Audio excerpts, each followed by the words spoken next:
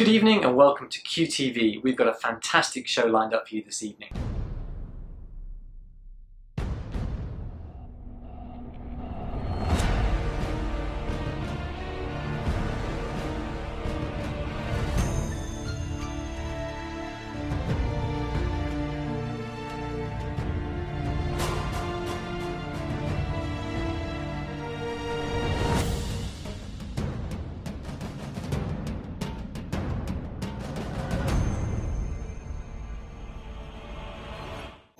We'll be chatting with the powerhouse behind the Pride Centre, Jude Munro, and learning more about her Salvation Army childhood. We've got the inside edge from the new Melbourne Queer Film Festival, and we'll be previewing some of the new releases. Steve McNally from the Pennington Institute talks about pill testing at dance parties and what needs to happen here. And finally, as we delve into the past, we'll be looking at the infamous Black Rock beat raids that happened many years ago, but were also the precursor to some modern gay law reform. My name's Jude Munro. I was born in North Fitzroy at a place called The Haven. My parents were Salvation Army officers, and I've got an older sister, Barbara. My father had Scottish Presbyterian heritage, I think, had a very strict approach to life. I really liked girls from a very young age. I enjoyed their company. I fell in love heaps of times, as you do. This felt good for me. And then I found out that the church, the Salvation Army, didn't agree with homosexuality. And then I thought, no, that's not for me. So it was when I was about 14, I had a concurrent realisation that I didn't believe in God, that I thought, because I was very scientific in lots of things, very evidence-based in my thinking, and I thought, no, I just don't believe. And so I told my parents, I'm not going to church anymore.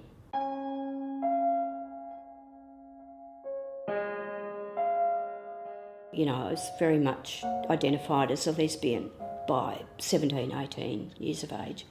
I found uni pretty daunting to start with, and then I got active in student politics, and that's when my activism really began. In 1970-71, that I produced my own leaflet, written on an old typewriter on a Roneo. I gestetted it off at the South Melbourne Salvation Army Corps. They didn't know what I was printing off.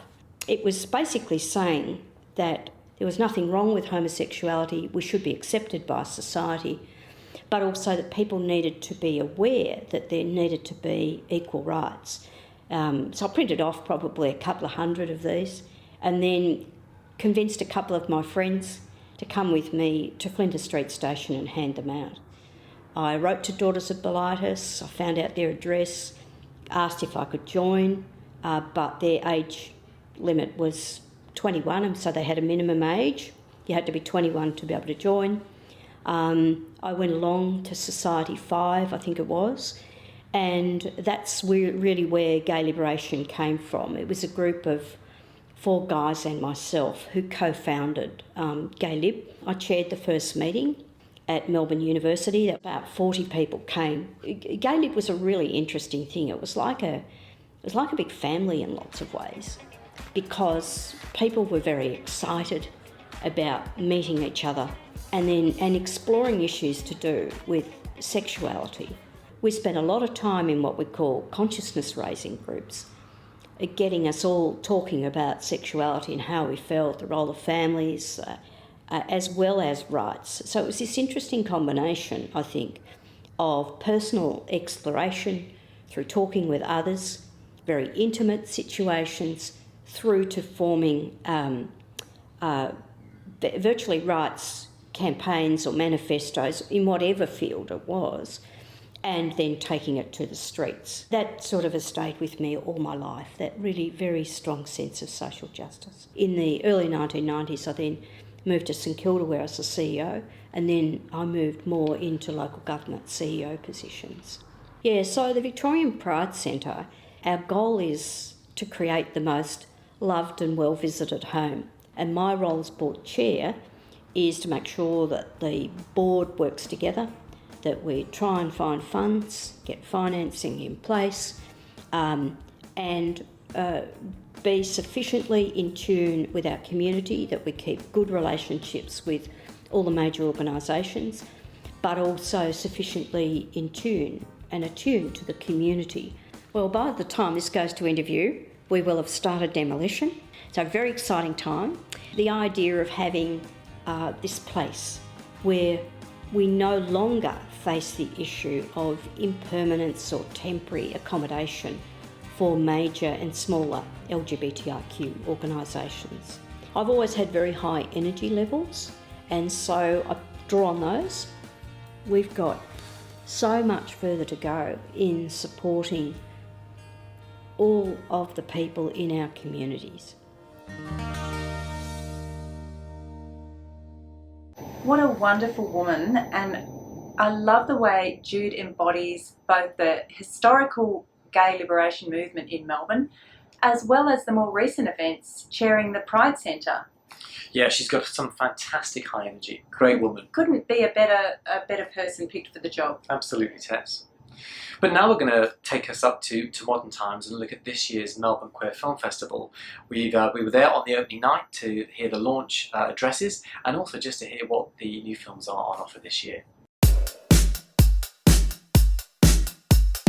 Lost like a little kid chasing a red balloon. I can't keep up with you. I can't get enough, no. You're giving me attitude. It's making me follow you. If heaven's gonna feel this good, then you're free to love. You're free to love. You're free to love.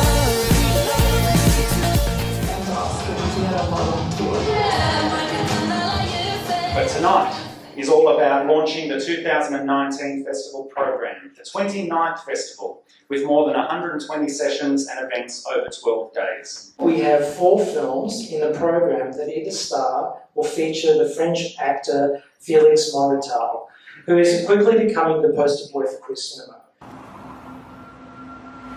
Vous avez quel âge? 22 ans. C'est quand la dernière fois que vous avez dormi? Cette nuit, j'ai pas dormi, mais la nuit d'avant, je crois que j'ai dormi. Est-ce que vous avez un partenaire régulier? Ah, t'es bien là? Je sais pas. Pas vraiment. Ça fait combien de temps que vous vous prostituez? Un certain temps. Mais vous avez pas envie d'autre chose? Pourquoi j'aurais envie d'autre chose?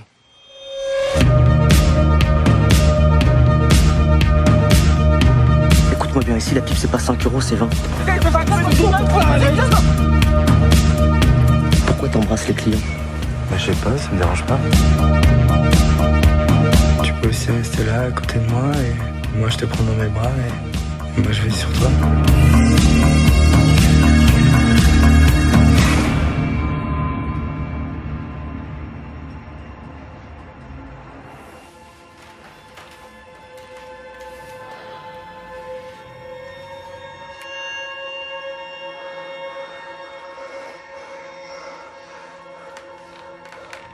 T'es fait pour être aimé, toi.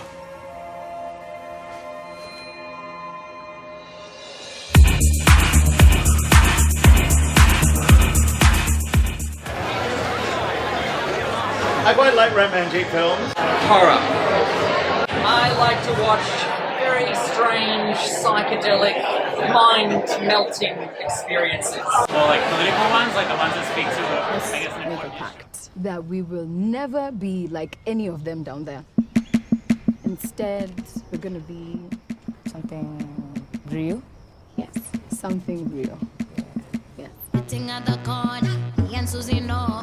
We ain't got no worries, we are looking like the odd. Nianze Kenya, twende round. Tapata hizo vitu zote unataka. Pesa kwa bank, a mortgage. Nadhani hizo ndio vitu mimi udai tu. Si hizo ndio vitu kila mtu hutaka tena. Doesn't she just look like a proper woman? Look at you, you're nothing. Hi. You know exam results are out. I get to be a doctor. Yes. I can get a scholarship. Yes.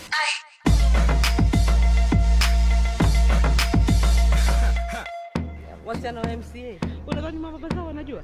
Lakini kilichonishangaza, kuna Wakenya ambao kidogo wanaishtumu serikali kwa sababu ya msimamo wao wa ndoa ya jinsia moja.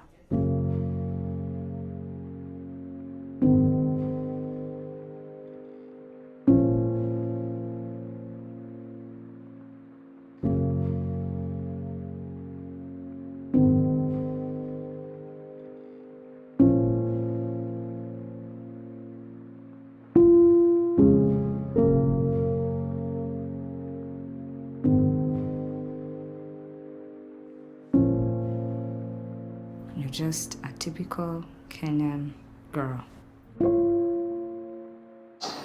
Let's take a look at a trailer for another female rebel featuring in the festival. And this is the Swedish rap sensation Silvana. The film is called Silvana.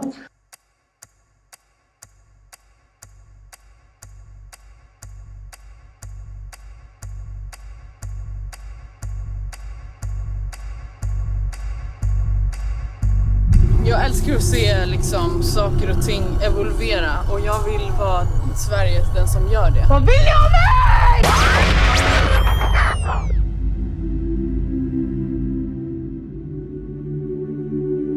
Är inte det sjukt att man gör en låt till någon som man inte ens känner? Hon sa till mig, jag hatar dig din jävel. Vi är de vackraste idioterna i världen. Kolla vad söt du är. Jag var den jag ville vara och jag blev den jag ville bli. Fri, så de kan aldrig ta ditt liv. Tack Gud, jag är homo. 7 år blev retad för sitt korta hår. Hennes syster var den enda som hon litar på. Hon sa, visa dig aldrig svag. En dag ska du ge dem vad de tål. Döda mörkret, tänd alla ljusen. Kan du se mig, se dig. Stanna till som den är frusen. Är du med mig? Jag vill bara leva för alltid, för evigt. Jag vill bara leva. And a first for MQFNF, we are proudly presenting an Indigenous shorts package called Queer First Nations. 1, 2, cha-cha-cha. 3, 4, cha-cha-cha. Drag queens, for Pete's sake. I want to see some energy from you. 5, 6, 7, 8. This isn't show up and be fabulous. There's skills to being a drag queen. You have to start taking this seriously. I'm an alcoholic. When I'm depressed, I drink. I'm so lucky that I have my sister girl family who help me. Oh, look at you, sister. I met TJ 5 years ago. I don't have to explain myself, him being a career man himself. Some days I'd leave the house and I'd just panic. Like I just always had that feeling that I shouldn't be somewhere in public. Being gay wasn't really hard at all. I either take on the hate or walk down the street and work it. Work being gay.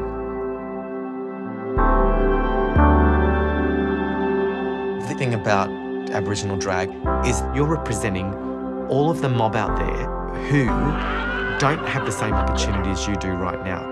First Nation! You have responsibility. Are you ready to meet our contestants? This year's Melbourne Queer Film Festival looks like it has another stunning lineup of films. I think there's going to be something there for everyone, so make sure you get in, get your tickets. There's a lot there to see.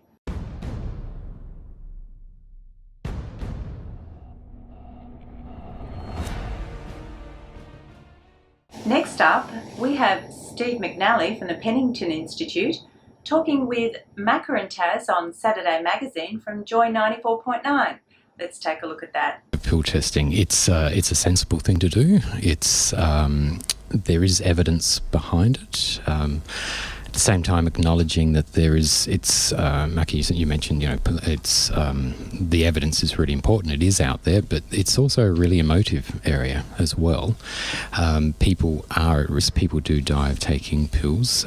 We need to get more information out there. Give us some numbers. How many people actually die of pills? Oh, well, in the last year, we're looking around about 20. Look, it's really hard to sort of pinpoint the number because we don't sort of collect all that information easily and compare with a lot of other drug taking. It's a small number when you look at the number of overdoses that we are experiencing across. In 2016, the latest data we have 1,700 deaths in Australia. So we're looking, or alcohol-related injuries and deaths. Yeah, exactly. Which mount into the thousands, really, don't they? Yeah, they do. Yeah, and you combine all those, and you've got devastating levels of harm. Deaths. But what we're seeing is that with pill taking, a lot of people don't know what's in the pill, and what we are seeing now with MDMA, the level, how strong they are, it is increasing, and the drug report, global drug report from last year stated that the level is incredibly high, and this is not a great time to start using these drugs, because it is much higher than what it's ever been before. And we're also finding that a lot of these pills are mixed with a whole range of other odd things, from concrete and things you would never imagine's in there. So one of the criticisms that's been floated is that you're actually helping people to take their drugs more safely. Isn't that a form of promoting drug use? It's being realistic, and it's acknowledging that people do take drugs. They don't, do they? Apparently they do.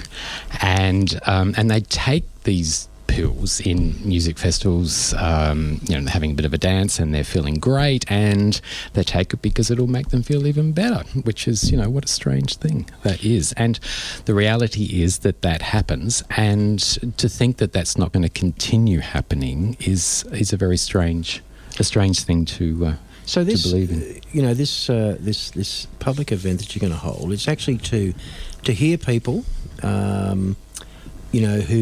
who have experience in this area. What do you one of the criticisms about pill testing is, it'll give you a false sense of security.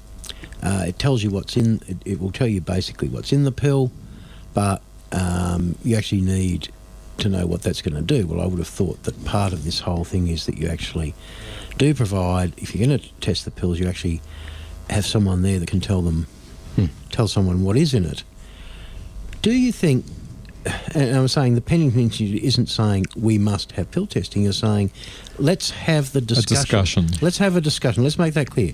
Pennington Institute isn't saying, because otherwise the shock jocks will be chasing you up the street, and the Herald Sun will take a picture of your dog, that this is actually about having a discussion based on evidence. Exactly, it's about having an informed discussion. And then see what comes out of it. Yeah. And what we're doing is we're inviting, it's a couple of scientists we're having, and also we're having someone with a lived experience, a mother who has lost a child, Daniel, to a few years ago, to suspected overdose from a pill. What we're doing is we're providing both sides, and we do know that because the pill is tested, we find out what's in there. You actually, and it might be at a safer level, but you don't know what reaction that's going to have. I mean, what it's going to have on you, because everyone is different. Going to respond to it a little bit differently. And it won't necessarily stop people from taking the pill. I mean, just because you know what's in it doesn't mean that you're not going to take it necessarily. Well, what it means is that you can make an informed choice. Someone who took a pill where you've had it tested and they say, look, basically, if you take this, you're probably going to die.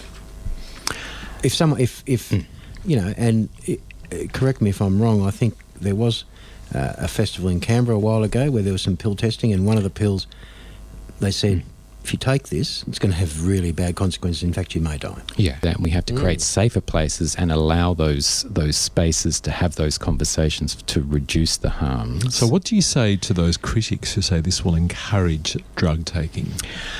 That the evidence shows that it does not, and we have evidence from the UK, from a range of countries, that when people find out what's in the drug, and if it's at a dangerous level, they will disregard that drug. So we know that from the evidence. We also know that people who do not take drugs, having pill testing and drugs around is not going to encourage them to start taking drugs. We know that. I think the more we have informed choices, I think the better quality lives we can all have. I also think it can only help but save lives, which is always a good thing. Yes. But now we're going to take a look back at our Moments in Time history segment, where we're going to take a look at the Black Rock beat raids that happened many years ago, and just how these were the precipice for some modern gay law reform.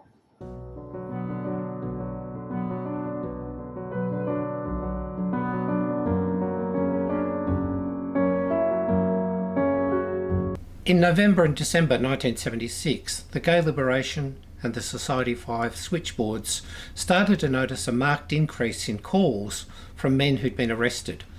They were looking for legal advice because they'd been arrested on beats. Making some inquiries through their networks, these two groups discovered that in fact the police had been targeting 3 or 4 suburban beats, and in particular the beat at Black Rock Beach. They did what activists always do in these situations. They organised a meeting and they debated and discussed what they should do. They agreed that they would write to the police commissioner to complain, that they would produce a flyer for people doing the beats so that they would know their rights. They organised, of course, a demonstration. This one took place down on Black Rock Beach, near the beat, although it turned out to be a wild and woolly sort of day, and the photos mostly show people cowering under umbrellas. But they also decided that they would alert the media, and this turned out to have a remarkable impact. Almost immediately, Truth, a salacious newspaper, reported what they'd been told, but within a month or so the mainstream media were also interested in these events. The Age did some poking around. They talked to senior police down Black Rock Way, and they got a story that they headed "Police Go Gay" to lure homosexuals. It became clear fairly quickly that the police had been targeting the beat at Black Rock Beach, observing through binoculars the men picking each other up in the bushes, learning the particular ways in which they recognised each other, in particular the special walk that homosexual men used to attract each other. They then sent young, attractive police officers into the bushes to put this knowledge into practice, as a result of which some 68 men were arrested over the course of a few weeks. The effect of this was not at all what the police expected. Far from being praised for their efforts to clean up the beach, they were subjected to a bombardment of criticism. Politicians, gay groups of course, but community organisations, civil rights groups, all objected to what was going on. Lawyers offered free legal advice to the men who'd been arrested. The other thing that came out of all this debate and discussion was a discovery of just how widespread was the support for the decriminalisation of homosexual acts. South Australia had acted in 1975, the ACT in 1976. It wasn't surprising then that it was sort of on the agenda, but this really brought it out. Within a week or so of the reports, the state Labor leader in Victoria announced his support for decriminalisation, as did the Young Liberal movement in this state. Within another week or two, the Premier had commissioned his Equal Opportunity Committee to look into how and why homosexual acts could best be decriminalised. It must have been really frightening at the time, but wasn't it fantastic the way it was a catalyst, in a way, for gay law reform? It must have been really difficult, but you're right, a great step forward afterwards. But that's it for this week's QTV. We've had the powerhouse Jude Munro.